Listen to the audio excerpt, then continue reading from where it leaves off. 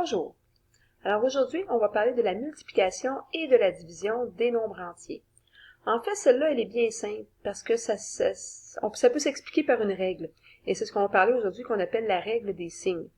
Alors, la règle des signes, ce qu'elle stipule, en fait, c'est que, bon, quand tu multiplies deux nombres entiers, c'est ce qu'on représente ici, deux nombres positifs, excuse-moi, donc un positif avec un autre positif, bien, naturellement, ta réponse sera positive.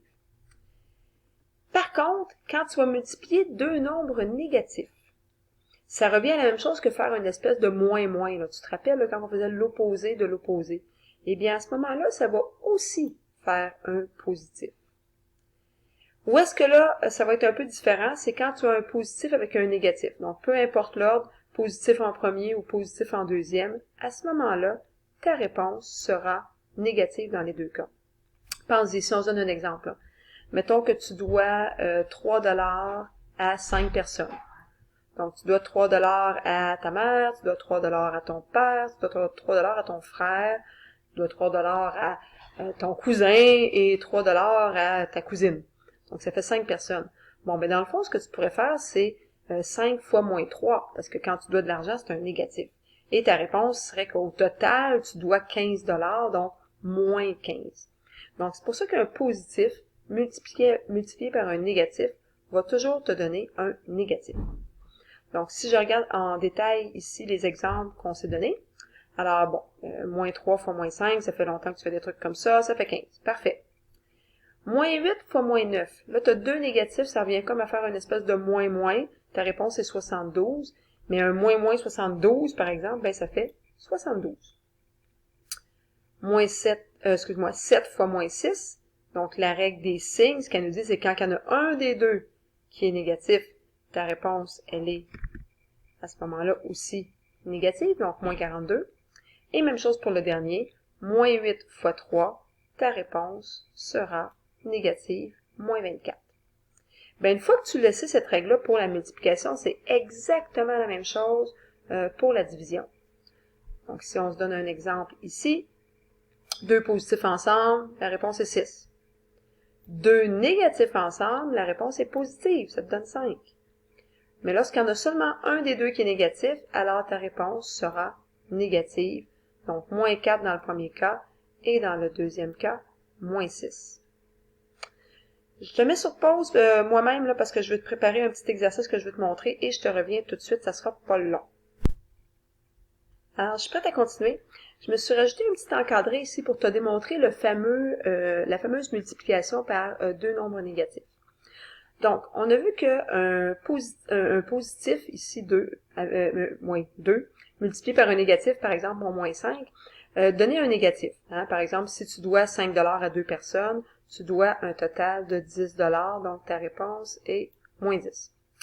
Même chose avec le moins 5 fois 1, ta réponse va être un négatif, ça te fait 5, et n'importe quoi fois 0 donne 0.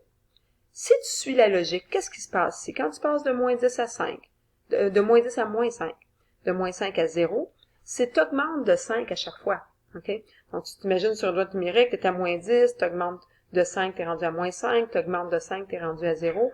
Ce qui veut dire que si on suit la logique d'augmenter de 5 à chaque fois, bien, si j'augmente encore de 5, ma réponse ici serait 5 et ma réponse ici serait 10.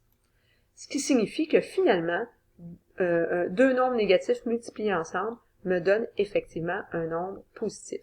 Même chose pour le moins 5 et le moins 2, ça me donne 10. Donc ça, c'est une espèce de petite preuve mathématique, là, pourquoi deux nombres négatifs multipliés ensemble donnent un positif. Donc, il nous reste la partie juste un petit peu plus bas. Donc, lorsqu'on multiplie ou divise deux entiers de même signe, donc par exemple deux positifs ou deux négatifs, à ce moment-là, mon produit, mon quotient, donc la réponse de mon opération, sera toujours positive. Mais quand ils sont de signes contraires, donc soit que je multiplie ou que je divise, mais que les deux nombres sont de signes contraires, à ce moment-là, la réponse sera négative. Et ça, on pourrait dire même que c'est vrai pour un nombre pair ou impair de nombres. Tu pourrais faire une plus grosse multiplication, là. Tu pourrais, par exemple, dire moins 5 fois moins 2 fois moins 3, par exemple. OK? Donc, si tu avais une espèce de chaîne comme ça, ben moins 5 fois moins 2, c'est 2 négatifs, alors tu deviens un positif, ça va te donner 10. Mais là, 10 fois moins 3, donc un positif qui est 10 fois moins 3, ton négatif, ça te donnerait moins 30. Donc, ce que tu vas te rendre compte, quand tu multiplies les nombres ensemble, quand tu as un nombre impair de moins, ta réponse va être négative. Mais si tu avais plutôt un nombre pair, si je ferais une autre multiplication, là, fois moins 2, à ce moment-là, ça te redeviendrait à 60, donc ça serait un positif. Donc, tu as un nombre pair de moins, ta réponse est positive. Tu as un nombre impair de moins, ta réponse serait négative. Lorsqu'on multiplie divise un nombre par moins 1, on va obtenir à ce moment-là son opposé.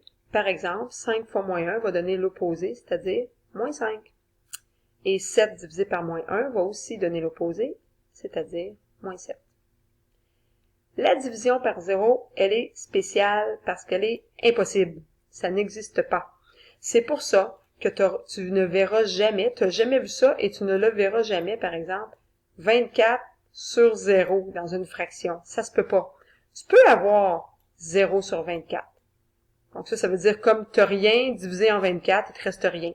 Donc ça existe. Mais ça ici, ça n'existe pas. Donc 24 divisé par 0, c'est impossible. Et si tu l'essayes, par exemple, sur ta calculatrice, tu vas voir que ta calculatrice va te marquer ERR pour dire erreur, parce qu'elle le sait que ça n'existe pas.